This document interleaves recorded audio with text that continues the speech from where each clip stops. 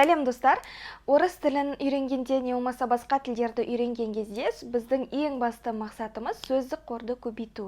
Ал сөздік қорды көбейту үшін есте сақтап қалу үшін не істеу қажет? Ең бірінші, мен әрқашан айтам сіздерге сөздерді ғана список жазып жаттай бермей, міндетті түрде сөйлем құрап, фраза түрінде жаттаған тиімді. Ал оған қоса тематика бойынша бөлетін болсаңыздар, сөздерді жаттау, есте сақтау тіптен оңай. Тематика бойынша жіктеу дегеніміз қалай? Мысалға, кафе. Осы кафенің айналасындағы барлық соған қатысты сөздерді жазып, жіктеп, соған қатысты сөйлем құрап, не болмаса мәтін құрап, диалог құрап, сол арқылы дайындалсаңыз, аз уақыттың ішінде жаңағы сөйлеп кетуіңізге және де есте сақтауыңызға ұзақ мерзімге көмектеседі.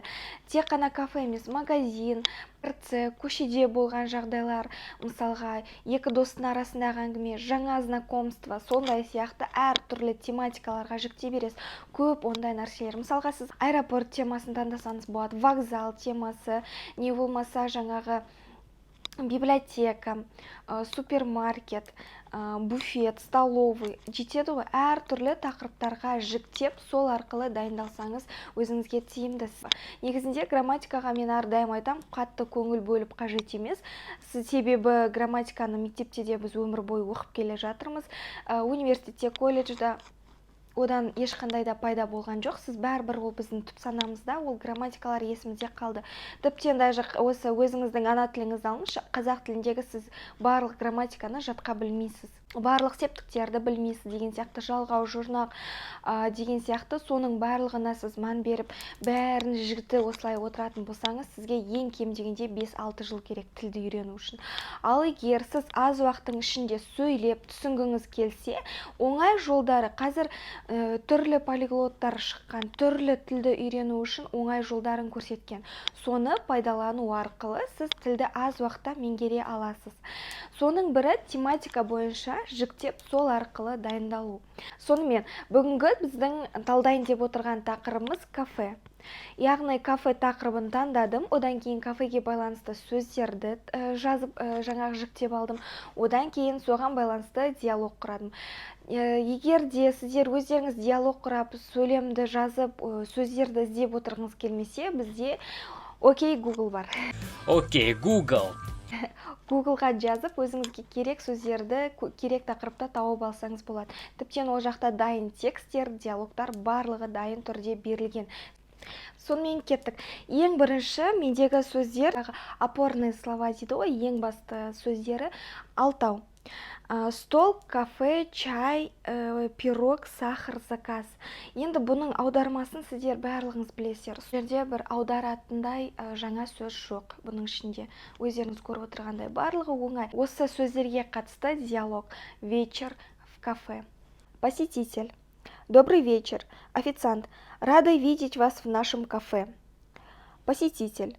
У вас есть свободные столики для двоих? Официант. Да, конечно. Сейчас я вас проведу. Что будете заказывать? Посетитель. Благодарю. Мы бы хотели заказать 2 чашки черного чая и 2 порции вишневого пирога. Официант. Хорошо. Чай с сахаром? Посетитель. Да. Кубик сахара, пожалуйста. Официант. Ваш заказ принят и будет готов через 10 минут. Приятного аппетита. Хорошего вечера. Посетитель. Спасибо. Одан кейін достар, мен тағы да екінші диалог дайындадым. Бұл столовыйда, буфетте болған жағдай деп. Бұл жердегі опорные слова. Салат, колбаса. Стоит дорого, қымбат тұрады ма? Стоит дешево, арзан тұрады. Котлета. Мясоед, майонез, булочка с повидлом, булочка с маком, булочка с корицей, капучино, экспресса, яғни кофенің түрлері. Капучино, экспресса. Порционные сливки, двойная порция, приятного аппетита. Эрик, здравствуйте, скажите, пожалуйста, есть ли салат с колбасой? Продавец, нет, салат с колбасой закончился, могу предложить вам салат с мясом. Эрик, хорошо, а он дорого стоит? Продавец, нет, почти так же, как и салат с колбасой. Эрик, хорошо, тогда дайте мне двойную порцию салата с мясом, котлету из курицы, майонез и булочку с повидлом. Продавец: булочек с повидлом уже нет. Эрик: да, очень жаль. А какие есть булочки? Продавец: есть булочки с маком, с корицей.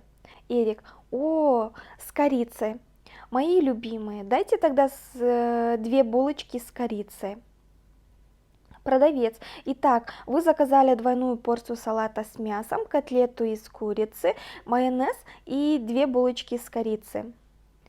Эрик: дайте, пожалуйста, еще капучино. Продавец: капучино нет, но могу предложить эспрессо и порционные сливки. Эрик: хорошо, давайте так, только дайте двойную порцию сливок. Продавец: сахар в кофе нужен? Эрик: нет, спасибо, без сахара. Продавец: с вас 20 тысяч тенге. Эрик: вот, пожалуйста, без сдачи. Продавец: спасибо, приятного аппетита. Эрик: вам спасибо, до свидания. Продавец: до свидания, приходите еще. Сонымен достар, сіздерге осындай форматта видео ұнайды деген ойдамын. Келесі кездескенше.